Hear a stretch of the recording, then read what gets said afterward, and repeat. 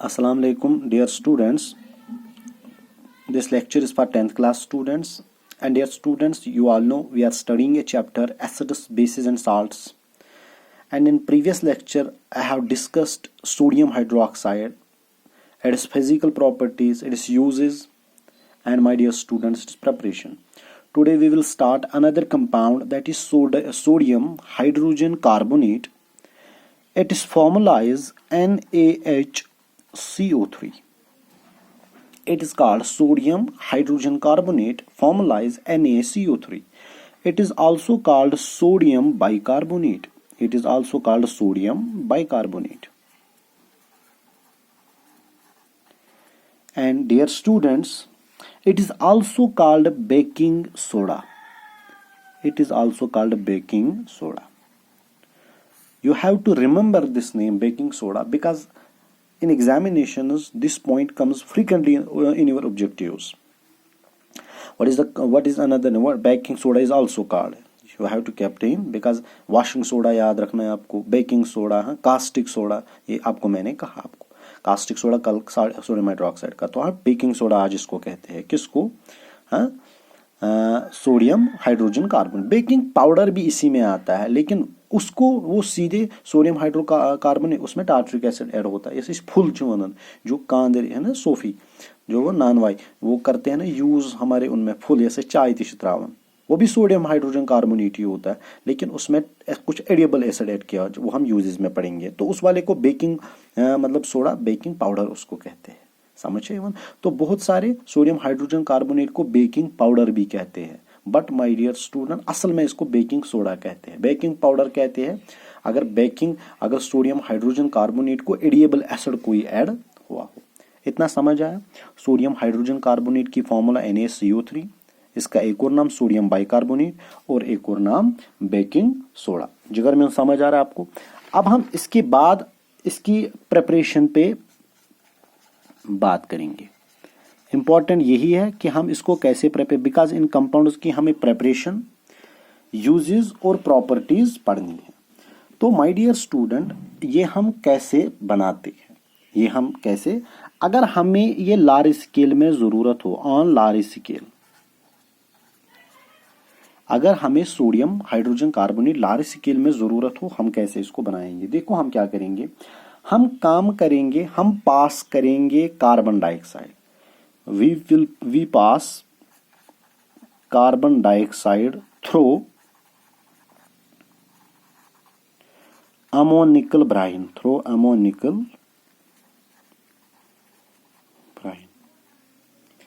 हम पास करेंगे carbon dioxide through ammoniacal brine. अब ये अमोनिकल ब्राइन किसको कहते हैं? ब्राइन मैंने आपको परसों भी कहा, ब्राइन का मतलब है NaCl प्लस वाटर। ब्राइन किसको कहते हैं? नुन आबस वन ब्राइन।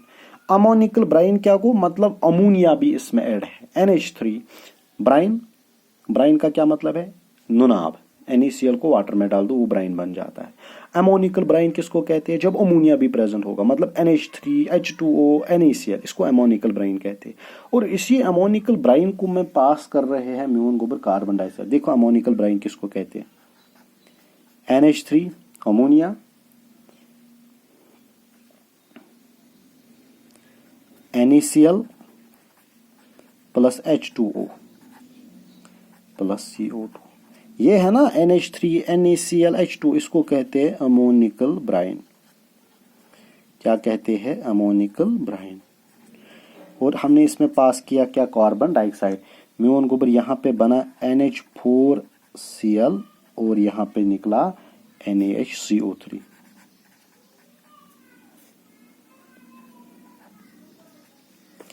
NaHCO3 इधर ध्यान दीजिए म्यून गोबर। अमोनिकल ब्राइन में हमने कार्बन डाइऑक्साइड पास किया, यहाँ NH4Cl और इसको बोलते हैं अमोनियम क्लोराइड। ये आप नाम जानते होंगे गोबर में। NH4Cl को क्या कहते हैं? Ammonium chloride, ammonium chloride. तो इस वाले का पता ही है आपको, सोडियम बाइकार्बोनेट। हाँ, क्या अगर लार्ज स्केल में हमें जरूरत होगा, क्या sodium hydrogen carbonate, what we have to do, we have to pass carbon dioxide gas through ammoniacal brine. What is ammoniacal brine? Brine means NaCl plus H2. When NH3 is also present, it's called ammonic. NH3 plus NaCl plus H2 is called ammoniacal brine. We pass carbon dioxide through it, there is formation of ammonium chloride and NaHCO3. तो ये हमें large scale में जब हमें ज़रूरत है, जब हमें बहुत ही ज़रूरत। अगर लेबोरेटरी में आपको ये बनाना है, इन लेबोरेटरी में हम कैसे बनाएंगे, मतलब लैब में, मतलब हो तो ही लैब में, ज़रा बेटा मुझे बना के दो ये सोडियम बाइकार्बोनेट। आप कैसे बनाओगे? मैं उनको ये हम बनाते हैं सोडियम कार्बोनेट Na2CO3 को ट्रीट करते हैं कार्बन डाइऑक्साइड और वाटर के साथ। समझ आई वन में उनको यहाँ पे सोडियम हाइड्रोक्साइड बनेगा या सॉरी सोडियम बाइकार्बोनेट बनेगा, इसको बोलते हैं सोडियम कार्बोनेट। Na2CO3 को बोलते हैं सोडियम कार्बोनेट। पास करेंगे कार्बन डाइऑक्साइड और वाटर, यहाँ पे बनेगा सोडियम बाइकार्बोनेट। जिगर में समझ आई वन। हाँ, लेबोरेटरी में अगर हम लैब में करेंगे, स्कूल की लैब में, आप क्या करोगे? सोडियम कार्बोनेट लाओगे, पास करोगे कार्बन डाइऑक्साइड और वाटर डालोगे, वहां पे खुद सोडियम बाइकार्बोनेट बनेगा। जिगर में समझ, this is the preparation of sodium hydrogen carbon या सोडियम बाइकार्बोनेट। इसके बाद आते हैं इसकी प्रॉपर्टीज पे। क्या आते हैं? इसकी प्रॉपर्टीज पे।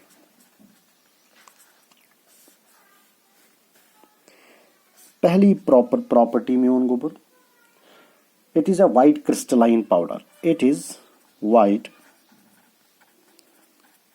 Crystalline powder. समझ है उनमें उनको, ये पाउडर है वाइट क्रिस्टलाइन, जिसका 3 डायमेंशनल क्रिस्टलाइन आपको पता है, which gives clear cut geometry when cutted by a sharp edged tool, और you can say it has a proper regular geometry, 3 dimensional geometry. समझा? It is a white crystalline, ये powder होता है। समझ है उनमें उनको, it is sparingly soluble in water. It is sparingly soluble in water. Sparingly का मतलब है ना ज्यादा कम ना, तो अच्छा ठीक ठाक, मतलब ये सॉल्युबल हो जाता है वाटर में। समझ है उनमें उनको।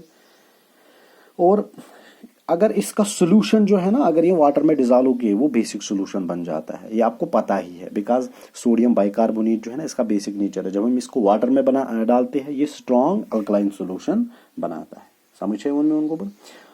और ये आपको पता है, ये बेसिक इन नेचर है। हाँ, ये आप लिखिए, it is solution in water is, it is solution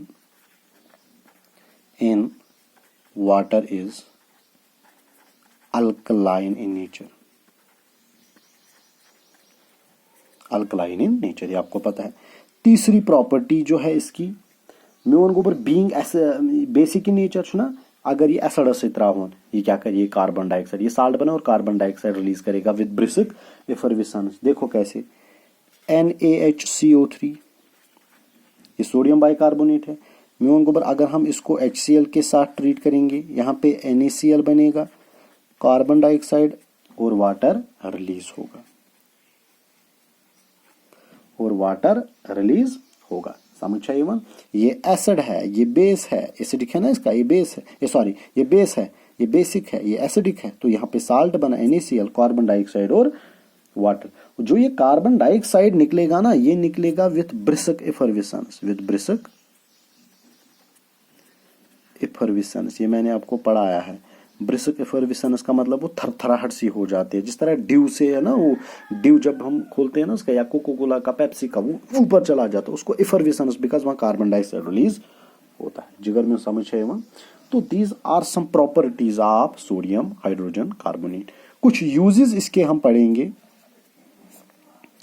पहली यूज इसकी क्या है, ये एंटी एसिड यूज होता है। एंटी एसिड, जितनी भी एंटी एसिड टेबलेट्स है, एंटी एसिड का मतलब है which reduces the acidity. Anti acid, anti को अगेंस्ट, एसिड के अगेंस्ट। स्टोमक में एसिड ज्यादा हो तो एंटी एसिड कहते हैं, तो ये यूज का एक्ट करेगा एज एन एंटी एसिड।